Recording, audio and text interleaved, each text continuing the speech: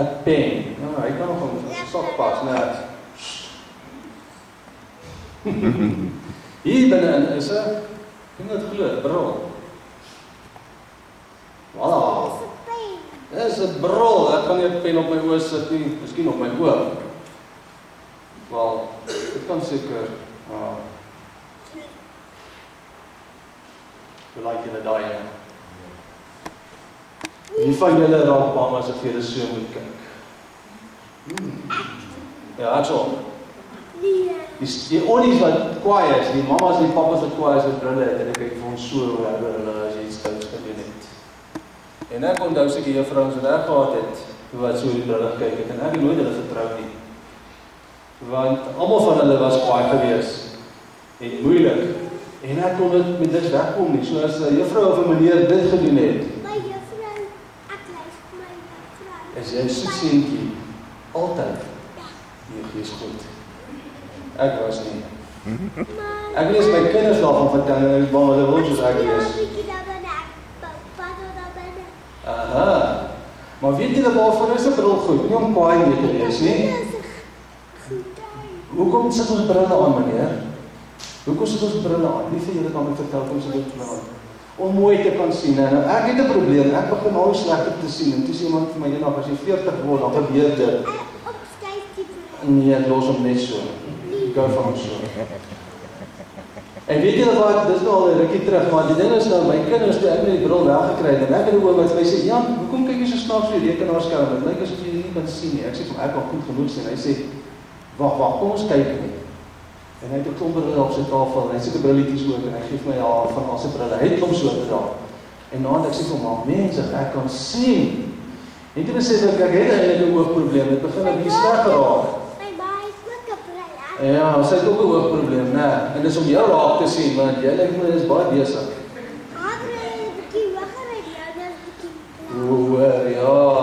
Ja, myne is klein. Ek is ook klein. En weet julle wat? Ek het 'n bril gekoop. En toe ek dan lees ek die Bybel daar by die huis of iets, as dit klein is, en dan kyk ek soos my kinders so op, want ek kan nie sien met hierdie bril as ek vir jou daar kyk, en dan moet ek weer so maak. So is dit vir naby lees, want ek kan nie lekker naby lees nie. Julle tweetjies, julle word opgeneem. Oom neem julle op, sodat julle kan sien as julle groot is. In elk geval, dit het my gelag. Maar weet julle, daar's iemand of iets, wat net soos 'n bril is. Wat doen julle as julle julle Bybel gaan begin lees? Het julle geweet, julle moet julle brille ook aansit? Wie van julle dra brille? Julle moet almal brille dra. Want weet julle, daar is iemand wat soos 'n bril werk. Kan julle raai wie dit is? Dis een van die godheid. Wie is dit? My pa het ook 'n bril. Nee, is nie Jesus nie. My pa het ook 'n groot bril. Ja, hy het 'n gewone bril. My pa het ook 'n Vertel jy vir my nou eers. Jy moet nie dit aan hom doen nie. Hy gaan nou kwaai raak. En dan moet ek hier 'n referee ook wees. Baie kwaad vir my pa. Is jy kwaad vir pa? Ek dink ons moet maar eindig, so dan kom al die sondes uit. My pa is lekker seer. Etienne, is dit jou kind hier voor? In elk geval, kom ons moet aangaan, want ons tyd afloop uit. Ek wil nou gou 'n bietjie gesels, hoor, en ons sal jou kans gee nou as jy na kerk. Ek belowe ek sal jou luister, hoor. Okay. Het julle geweet die Heilige Gees is soos 'n bril vir ons? As ons Bybel ordentlik wil lees en ons verstaan wat binne het, ons nodig om die Heilige Gees eers te vra om in ons midde te kom, vir hom te vra om ons te help. Wie van julle bid eers voor julle Bybel lees of godsdienst? Kan ek sien die bid eers? Kom aan, man, steek op jou hand aan. Ja, en julle moet nooit vergeet nie, wat ek vir julle wil sê is, julle moet julle bril opsit. En wat word hy bril genoem? Wanneer ons die Bybel gaan lees, die Heilige Gees, die Heilige Gees. Kom ek hoor dit, 1, 2, 3, wat is die bril? Die Heilige Gees. Want ons die groot mense ook vra, wat is die bril wanneer ons die Bybel wil lees? Die Heilige Gees. En ons moet nooit vergeet nie, want as ons nie die Heilige Gees vra, net soos as ons nie die bril opsit, as ons wil leer, ons wil nou begin sukkel om te lees nie. As ons nie die bril opsit en probeer lees sonder die bril nie, dan gaan ons 'n probleem. Ons het nog op te sit dat ons mooi kan lees. En so moet ons vir die Heilige Gees ook altyd vra voordat ons Bybel lees om wat te doen. Om ons te, ja, dit beteken ons het klaar gebid, of moet ons weer bid na die tyd. Wie sê ons na die tyd weer bid? Ek dink ook so, want dan moet ons vir hom wat sê. Ons moet hom eers vra om ons te help, en nadat ons iemand ons gehelp, en dan moet ons vir hom wat sê. dankie. En net gou laaste gedagte, ek het eendag met mense geëet, daar in die platteland, ver in die Noord-Kaap. En toe ons begin eet, toe sê die oom vir my, sy oude oom, hy sê vir my, leer ons net vir ons bid vir die kos. Ek sê nie, geen probleem, die oom, dankie. En ons bid vir die kos. En toe ons nou klaar geëet het en almal, en dit was lekker lang ete gewees, en lekker ete, toe ons nou klaar is, toe sê die oom vir my, leer as jy vir ons dankie sê vir die kos. Ek sê vir ons, ekskuus oom, hy sê, jy moet vir ons dank vir die kos. Toe verstaan, ek nou weer bid. Toe moet ek nou bid en vir die Here ook dankie sê vir die kos. So onthou ek om dit te doen, sal jy dit. Wat is die bron? Wat ons die Bybel gaan lees? Die Heilige Gees. Ek wil nie dit ooit vergeet nie. Al het die mannetjie sy hart uitgepraat hiervoor.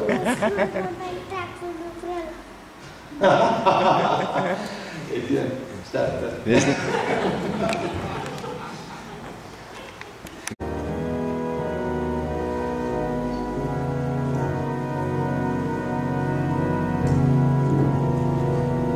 Vader in die hemel, ons wil vir baie dankie sê vir die liefde en die teenwoordigheid. En Here, ons wil vra dat U asseblief, terwyl U saam met ons is, in ons harte sal werk. Here, ons kom besal by mekaar, nie omdat U ver is nie, ons kom nie by mekaar, omdat ons weet U is in ons midde. En Here, vandag meer as ooit van tevore het ons U nodig. Ons leef in 'n einde van tyd, en net U kan ons help daardeur. So ons plaas ons harte in U hande, en ons dank U vir U geleentheid, en vir U groot liefde in Jesus naam. Amen.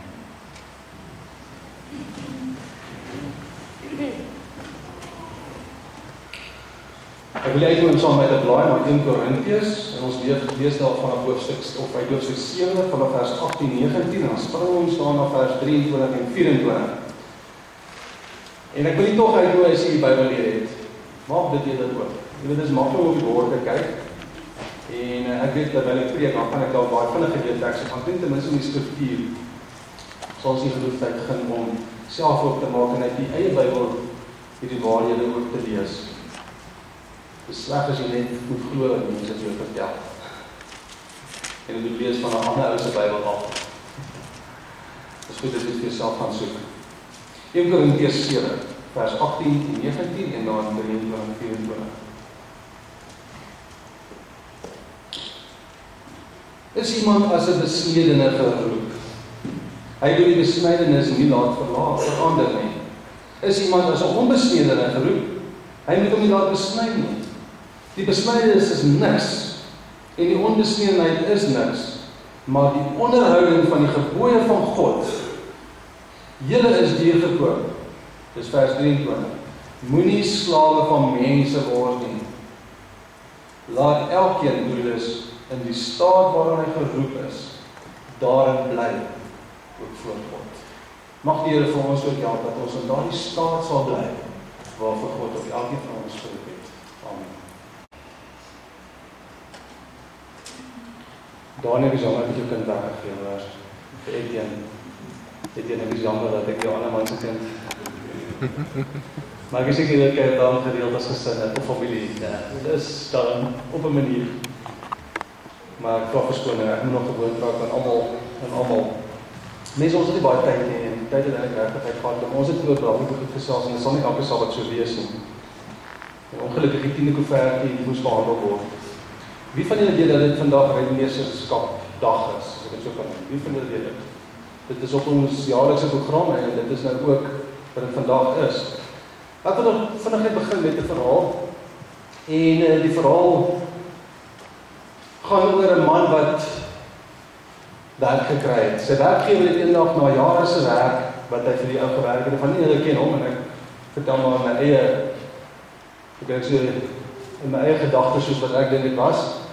Sê sy werkgewer aan die einde van jare se diens vir hierdie man, weet jy wat, 'n laaste werk het ek vir jou voortjie aftree. Ek wil graag hê jy moet vir my groot huis bou. Alles wat jou hart begeer, kan jy net vir my vra om hierdie huis mee te bou. Daar's genoeg geld, enige van die toerusting wat jy nodig het, materiaal, net wat jy soek, dit is tot die beskikking, bou 'n huis. Ek wil die huis hê wat ek nog nie voor gehad het nie. Dis het die man begin om die huis te bou. Maar die man het gevoel in sy hart dat jy weet, vir soveel jaar werk hy al vir hierdie persoon, hierdie werkgewer. En hierdie werkgewer het hom maar nie die gewone lone gegee, het hom goed behandel, maar jy weet, hy nooit ryk geword uit hierdie werk uit nie. En miskien jy weet vir 'n aftredetjie, moet hy dalk 'n plan maak. En dis hy besluit om diergoed te koop, maar eintlik goedkoop materiaal te kry uiteindelik vir die dierprys en dan die res van die geld in sy sak te druk. En so het hy die huis gekoop met tweedehandse materiaal, goedkoop materiaal, dit wat hy nie kon sien nie, toe gepleister letterlik al sy foute en so aan. En uiteindelik het hierdie huis van buite af mooi gelyk, maar van binne afvallen. En dit sou nie lank wees of die huis in mekaar gesort het nie. Maar die man het goed gevoel omtrent homself, want in sy bankrekening was daar nou 'n aftrederfonds gewees. Uiteindelik het sy werkgewer kom kyk na die huis.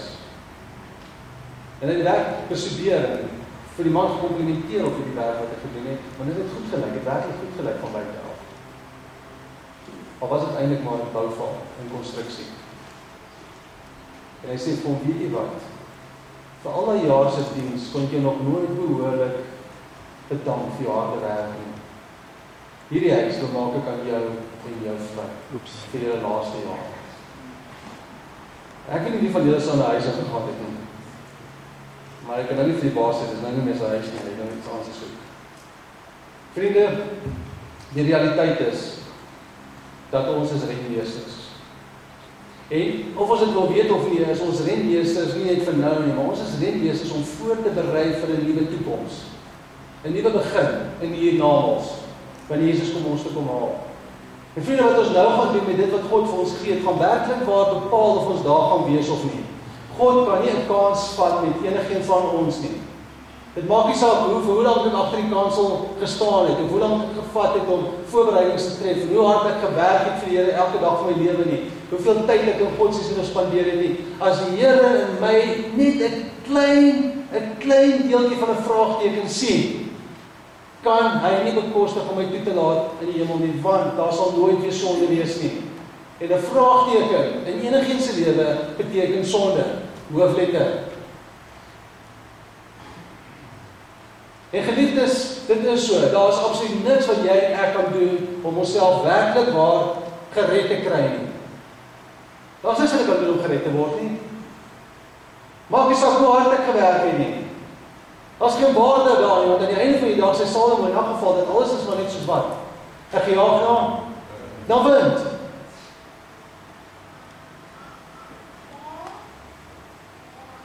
Geliefdes, ons het nodig om voorbereid te gaan wanneer ons hemel toe gaan.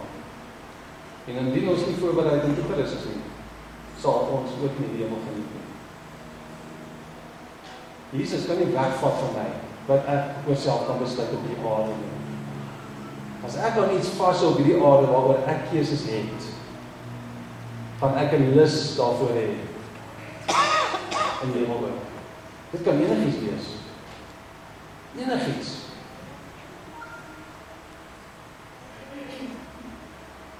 My karakter moet goddelik wees. En die enigste om dit reg te kry, is om Christus in my lewe te laat. En die rentmeesterskap is die wapenrusting.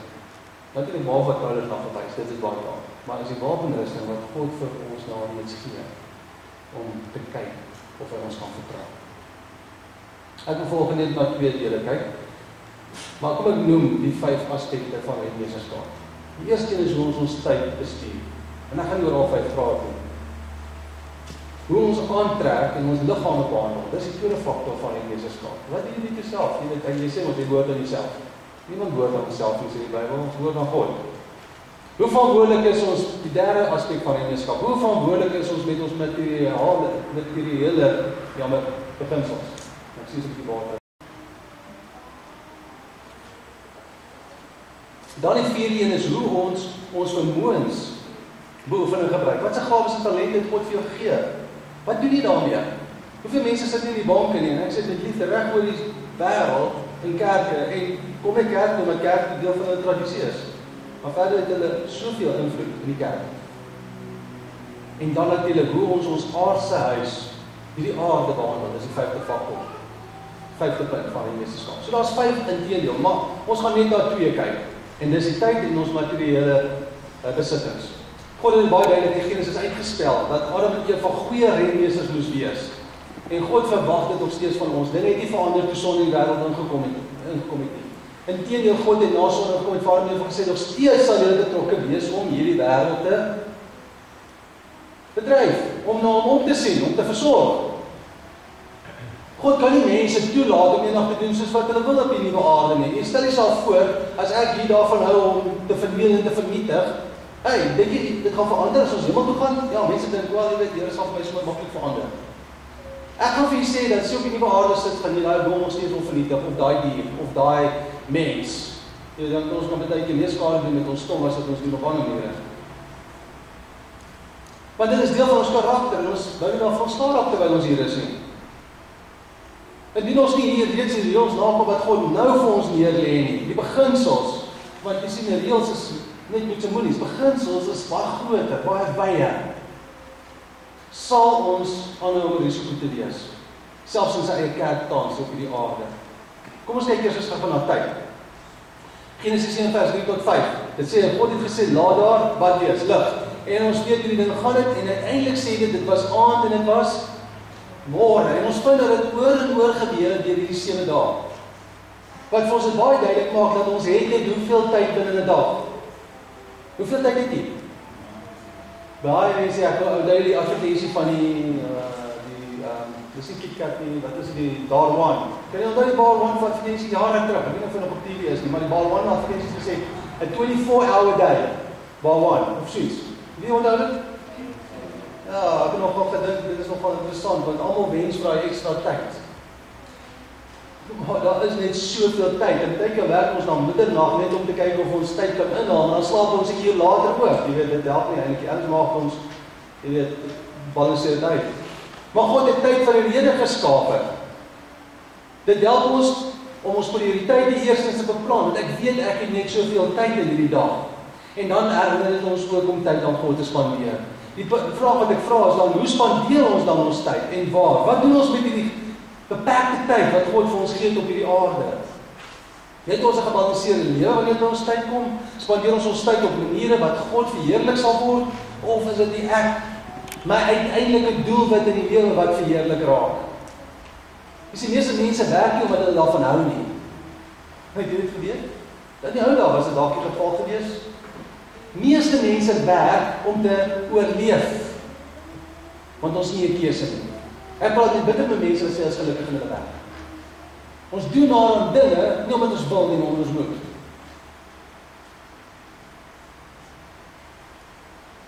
En hartseer genoeg, spandeer ons meer tyd aan dit wat ons nie wil doen nie, as wat ons selfs tyd spandeer aan dit wat ons behoort te doen. En wat ons eintlik sal geniet as ons dit doen. Balanseer ons tyd met werk, speel, gesin en vriende. En dan balans van ons met God. Ons sal net ons tyd so te manipuleer dat ons soms net onsself bevoordeel in hierdie tyd. Baie mans sê baie keer as ons so hard werk, ja, ons doen dit vir ons gesin, hulle moet verstaan. Maar die kinders word nog groot en hulle verstaan dit net nie. Want wat hulle doen is hulle doen presies dieselfde weer in hulle gesin. En dis kom ons deel van 'n era waar survival verfit is. Is 'n realiteit. Dit is nie alles wat hierdie karakter sê nie, maar dit is dinge wat waar is. Want Satan het waar gemaak vandag. Jy weet wat wonderlik is dat Jesus is ons ideale voorbeeld. Hy het sy tyd goed spandeer. En as iemand is om na te kyk, is dit nie na enige van julle of na my nie. Ek is die laaste voorbeeld. As daar iemand is om na te kyk, is dit nie. Is dit Jesus, die voorbeeld. Jesus het tyd gemaak vir sy vriende, Maria, Magdalena en Lazarus, Saggeus, ons het gepraat oor Saggeus in die verlede, net om 'n paar te noem. Jesus het vir sy disippels tyd afgestaan.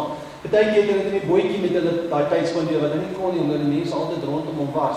Ander keer kan ek onthou toe vir die saaier gepraat het, kan jy onthou, het hy ook een kant toe gegaan en toe vir sy disippels die verhaal van die saaier verduidelik. En dan belangste van alles het Jesus ook dit belangriker geag as enigiets anders is om tyd met sy Vader te maak. En daarom het hy baie keer sy disippels weggestuur. Dis interessant. Hy het baie tyd met God spandeer, maar dit was vir hom meer belangrik om alleen tyd met God te spandeer. Duivel sê, ja, maar jy weet, huisgodsdienst is goed genoeg. Mense, huisgodsdienst beteken niks. Niks. As daar nie 'n persoonlike verhouding met God 1-tot-1 was nie. Dan is dit speels verskerp. Het ek my tyd met God spandeer 1-tot-1, dat ek iets het om te deel uiteindelik by huisgodsdienst, al is dit net 'n karakter. Toe omgaan hoe Jesus sy tyd opgedeel het, was daar net altyd hierdie een prioriteit. Evangelisasie. Maak saak wat hy gedoen het, was hom alleen na sy vader toe gaan, ons weet in Johannes, wat doen hy? Bid hy vir homself? Ek dink, daar was een keer dat hy werklik vir homself gebid het, en daai keer wat hy sê, Here, nie my wil, maar u wil geskied, laat die beker by my verbygaan, dis die laaste plek, en die eerste plek. Die res van die tyd, was hy sy disciples, sy mense, die wêreld wat nog nie eens hom geken het nie, u en ek vandag.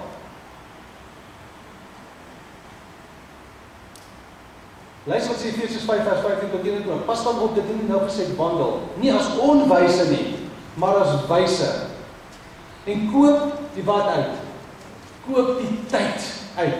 Wie van julle voel gemaklik om geld te spandeer? Laat ek sien. Ok, dis maar jy het nie verdien nie, iemand gee het vir jou. Hulle sê ons die ryk ou wat erf, wat is die erfgeld? Swerfgeld. Ja, swerfgeld. Ek sê vir sê, ek kyk na my geld 2 keer voordat ek spandeer. En dit beteken vir 'n jaar voordat ek spandeer op 'n sekere ding.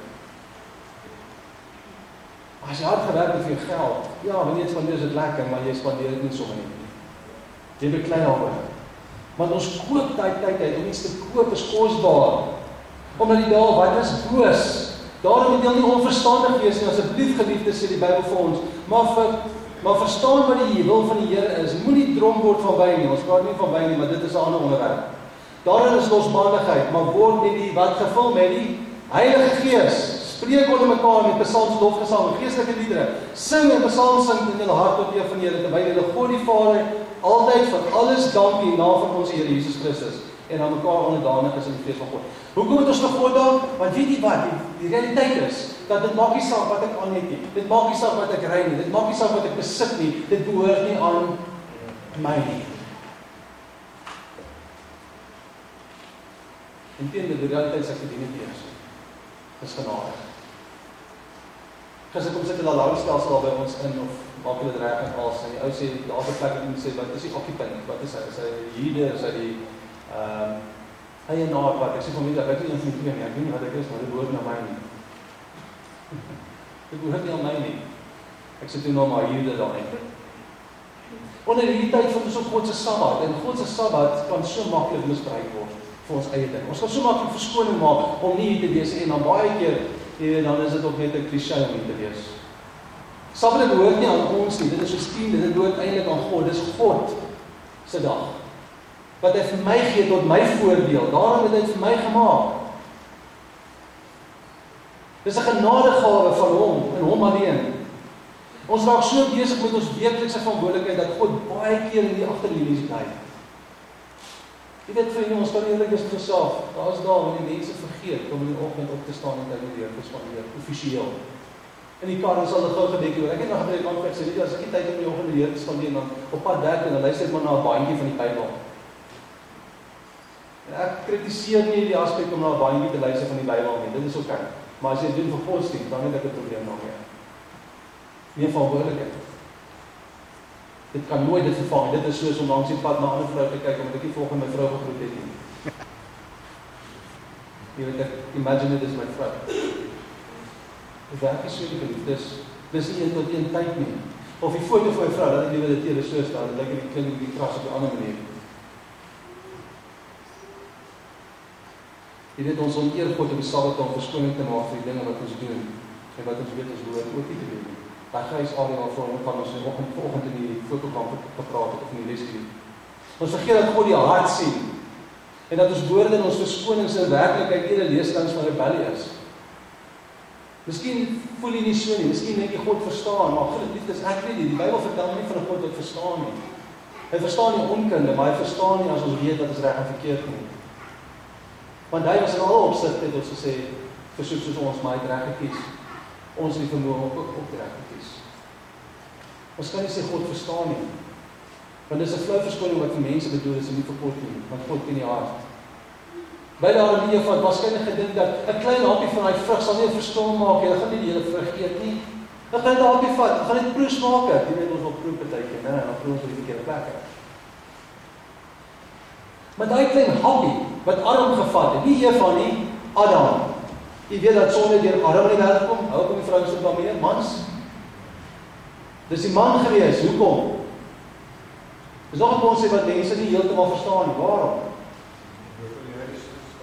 Jy sien toe man en vrou geëet het, toe die mens dom geëet. As Adam eers geëet het en toe Eva, dan was Eva die skuldige want sy is die oorsaak finaal gewees dat die mens dom geëet het, die eenheid van die mens. Want ek is oortuig daarvan dat God sou as Adam neergesê het vir daai vrug, ongeag hoe pragtig Eva gelyk het. So God gesê het, Eva, ek is jammer, maar Adam het gestaan en jy het geval. Ek gaan hierdie wêreld nou nie vernietig, of hierdie sonde nou nie vernietig. Want saad of Adam het bewys dat jy kan staan in sonde. Hoekom sê hy vir Adam straf, omdat Eva gesondig het? As Adam nie gesondig het nie. Jy sien, dis kom toe Adam eet, toe die mens dom gesondig. Almal wat bestaan op daai stadium van die mens. En daarom as 'n geheel het ons die gevolge van sonde ervaar. 'n Happy, net 'n doppie hier, 'n trekkie daar, ek praat nou van iets wat ons daar hopelik nie doen nie. Net 'n bietjie hier so ietsie vat, oneerlik wees by die werk, ek sal dit regmaak later. Net 'n bietjie hier praat van iemand. Dis nie alles leuns nie, daar is aan waarheid. Net 'n bietjie hier, net 'n bietjie daar, dis die klein jakkels is uiteindelik wat ons vernietig. As dit dalk sommige van ons, wat net vinnig iets sal doen op die motor, want ook sal loop, net vinnig na as 'n brood nou nodig, dit is mos nou 'n belangrike ding. Luister na die cricket, rugby, telling, of gou iets in 'n sekulêre tydskrif net gou kyk, en ek het net iemand gewys. Jy weet of betrokke raak by 'n gesprek oor politiese, sosiale of ekonomiese omstandighede. En God raak heeltemal verlore in al die dinge. Ek kan hulle belde werk geswat het. Voordat daai kerk klaar was, ons praat van die hoofkerk, en ek wil nie slegs sê, ek gaan nie veel name noem nie. Het die studente, en van hulle was teologiese studente, reeds die skoor gelees van die game wat daai Saterdagoggend gespeel is terwyl die kerk in gang was. Hoe op aarde kry hulle dit reg? Iemand het geluister. En ek het eendag iemand gesien wat luister met 'n klein oorvoetjie in sy oor. En wat doen ons verskoon dit? Mense het dit 'n obsessie geword, so ek is net om 'n kompromie aan die gang te sit hierso en ek maak verskoning daarvoor op die vandag, maar God se oor. En dis wat ons baie keer mis. Is daar nie verskonings nie, want hy ken die hart, hy weet ons weet wat is reg en verkeerd. Kom ons kyk van 'n materiële dinge. 1 Korintiërs 7:23, jy is duur gekoop. Wie is duur gekoop? Hierdie kerk? Jy as individu is duur gekoop, baie duur. Moenie slaaf van wat word nie. Mense. Hoeveel van ons leef soos die Joneses? Hoeveel van ons koop wat ander mense het dit? Jy weet, dis nie 'n probleem as jy geld het nie. Jy weet, jy kan spandeer nie. Ek is nie daar voorreg nie. Ek het 'n paar mooi goedjies, maar ek spaar hard daarvoor, soos ek al reeds voorgesê het. Maar meeste mense wat soos die Joneses wil lewe, is diep in die skuld. Het jy geweet? Kredietkaarte is die nommer 1 duiwel in mense se lewens. Ek het ook 'n kredietkaart. Maar die bank hou nie van my nie, maar hy is altyd die plus. Ek gee nie 'n sent van my geld nie, niks nie. Dit is so goed dat hulle aftrek is van daardie bankkostes. En vriende, ek het die uitdaging vandag, as jy 'n kaart het in die hand, wat nie perke het nie, sny hom op.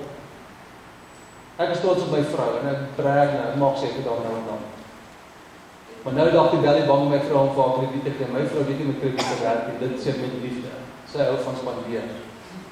Sy het 'n hart wat gee, die oor haar gee met 'n hart, ek is 'n syne gehou, dis die verskil wat ons gee. En nou ons van sê mekaar in 'n baie goed uit. Maar weet jy wat sy sê vir die bank? Ons het klaar gepraat, dankie, presies. Hoe maklik vir haar, om hier agter my net te sê, weet jy wat, kom ons doen het gegaan.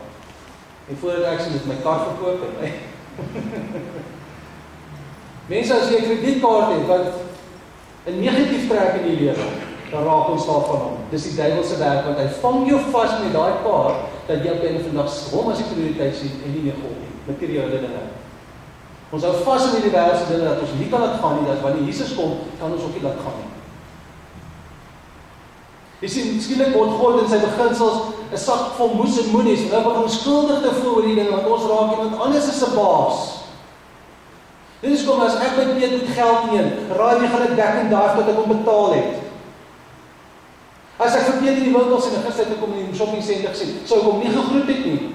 Ek sou gekyk het, hoe vinnig kan ek vir 'n week of my vrou sê, dit staan net tussen ons, asseblief.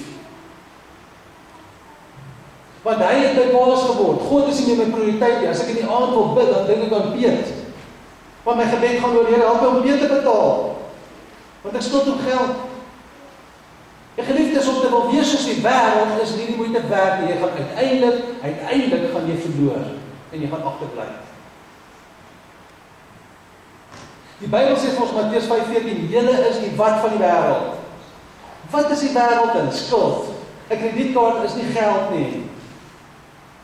Dis 'n kaart met geen waarde nie, wat hulle geld gefabriseer het. Maar hier is 'n lig is 'n realiteit, dis 'n werklikheid. Moenie vir my kind sê lig is 'n fabel, 'n fabriseerde ding. As hy in die donkerte is, vrees vir sy lewe, want hy dink daar gaan enige tyd 'n beer inhardloop in die stad, nie meer of in die stad, in sy kamer in. En hy nie weet wat om te sê, ek sal lig aanskielik en hy sê, dankie. Dit is 'n werklikheid. En ek vra vir julle, is nie 'n werklikheid in hierdie dorp dat jy 'n lig is wat mense werklik kan ervaar, kan sien, kan leef volgens, kan volg, want U is 'n voorbeeld van wat Christus graag wil hê in die lewe. Want dit sê 'n stad wat op 'n berg is, kan nie weggesteek word nie. Mense wat skuld het, hardloop en kruip weg. Adam en Eva, hier kom Jesus in die tuin, hulle voel skuldig, hulle is in skuld, jy hoor wat ek sê? Hardloop en kruip weg.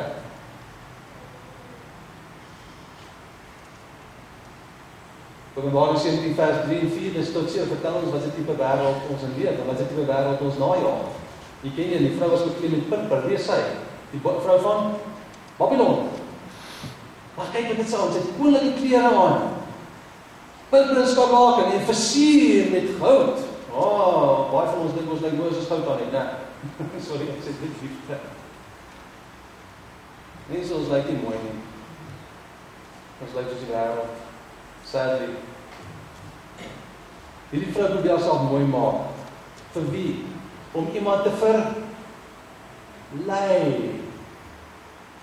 As my vrou die make-up begin opsit, dan weet ek sy gaan my verlei. Is dit nie so nie? Ons maak onsself mooi vir ons mans. Is dit nie so, vrouens? As ons hulle wil verlei? Dat praat van jy kan getroud wees, ek het steeds so man verlei. Ons praat van positief verlei, nie negatief, kom maar, soos getroud, mag maar. Want trouwens, as jy nie meer 'n mans verlei nou en daar mooi, jy sal mooi maak vir 'n mans, dan is daar 'n probleem. Dan het jy die vrou en dalk ergens langs die pad skade. Maar hierdie vrou verlei, negatief verlei. Sy lei mense op die bos, want sy wil hulle moet fokus op wat? Nie op haar leringe nie, maar op haar uiterlike. En sy kry dit reg. Kosbare stene, parels. In haar hand het sy 'n goue beker gehad. As jy dink aan 'n goue beker, dink ek aan iemand wat baie hard geval het in die Babylonse tyd. Vol gruwels en onreinheid van hoerery. En dan gebeur iets baie interessant. Johannes kyk vir haar en wat sê hy? Wat 'n slegte vrou, bly weg van haar. Mense hardloop teen hulle lewens. En dis wat hy vir ons was om te sê. Maar wat sê hy? Hy sê, rol die tong so dit in sy mond val. Hy verwonder sy die Bybel vir hierdie vrou. Hy is so verbaas, hy is so verlief op hierdie vrou, want sy fascineer hom. Het jy dit gelees? Of lees ek my Bybel verkeerd? En wat sê die engel vir hom? Hoekom? En dit is eintlik 'n teregwysing. Hoekom verwonder jy jou?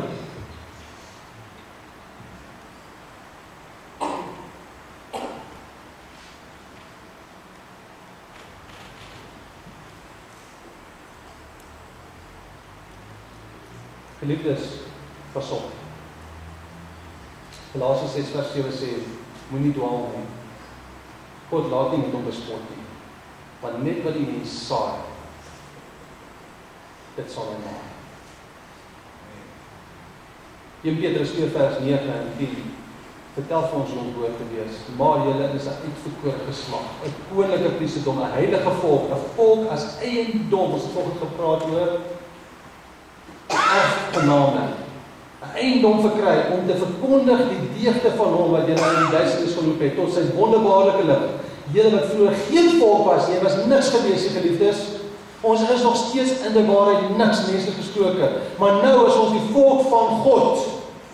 Want wie hy toegee barmhartigheid bewys het, maar nou bewys.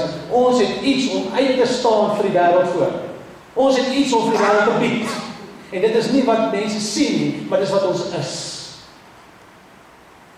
Ek het niks wat ek vir mense wil gee, wat ek eintlik het nie. Wat ek het is in elk geval nie myne nie. Ek het niks om vir hulle te bied nie. Maar een ding wat ek het om te bied, wat vir ewige waarde is dit wat ek het, my karakter. En ek maak foute, maar ek vra vir God om my te help daarmee. En ek het dit nie self te doen. Geliefdes, waar staan ons in hierdie saak? Renmeesterskap is nie wat ons doen nie. Dit is eerder wat ons is. En ek kan nou een net hanteer, ek gaan jullie aan die los, ek sal op alle dag tref, dit is van ons regverdigheid, en ons tyd en taal. Ons doen, omdat ons lampe vir Christus is in 'n donker wêreld. Jesus het klaar vir ons gesterf, ons niks wat ek kan byvoeg nie. Redding is klaar jou om te vat, maar jy het 'n verhouding met hom nodig om dit te vat. Jesus was vir ons daardie volmaakte voorbeeld. Hou op om vir die wêreld te kyk, en kyk vanaf vir Jesus. Hy het alles opgeoffer, omdat jy van belang is. Aan die kruis het aan jou gedink. Hy het nie gedink aan dit wat hy verloor het nie. Aan die liggies van die hemel. Die skatkamers daarbo nie. Of die skatte van hierdie wêreld selfs nie. Dit was nie sy voorkeuring nie. Jy was die voorkeuring sy gedagtes. In Johannes 2:1, my kinders, ek skryf aan julle dat julle nie moet sondig nie. En as iemand gesondig het, ek wil moet hierdie teks nie vergeet nie, vir die hele week ten minste nie, gaan lees net weer om tot nou. En as iemand gesondig het, beteken ons gaan sondig, gaan ons foute maak somtyds. Mense, ons gaan somtyds foute maak, moet jy self nie te hard slaan as gevolg, moet nie verskoning soek vir 'n fout nie, ons gaan foute maak partykeer. Maar as iemand gesondig het, het ons 'n voorspraak by die Vader, Jesus Christus, die regverdige. Ek wil die uitdaging volgende dag besluit te maak dat u gaan probeer om die dinge reg te doen van hier af vorentoe. U gaan probeer om dinge reg te doen deur Jesus die fokus te maak en die wêreldse dinge eenkant toe te skuif. Laat gebeur wat gebeur. Maar moenie dat dit jou insit nie. Want as dit net 'n klein vatkans in jou gekry het, gaan jy kies. En ek gaan jou waarop jy gaan verkeerd kies. Baie van ons wat hier sit, ek ken jou persoonlike omstandighede, maar ek weet dit as statistiek. Van ons wat hier sit, het klaar gekies, ongelukkig, sonder dat ons het gesê, die wêreld. Ons skuld het byvoorbeeld. Ja, mense sê, maar jy moet skuld maak, jy weet, hoe gaan jy oorleef vandag? Weet wat, dis jammer, maar ek begin al minder baie te glo. Maar ongelukkig het ons al klaar begin kies. Ek wil hier net besluit vandag, om terug te gaan huis toe. En van vooraf weer te begin die platte plan. Maar hierdie keer, het die Bybel ons sê. Hoe heel van daai idee? Wie voel lus vir daai idee? Wie wil probeer om dit aan te pak? Gaan probeer weer, van vooraf. En onthou aan die woord alles. En ek sê nie, begin onverantwoordelik wees nie, asseblief mense, en daar sy plek in. Moenie land uitvlug, net om vir die skuld ontstaat raak as jy en loop hulle van jou nie. Maar begin opnuut. Maar begin net Jesus.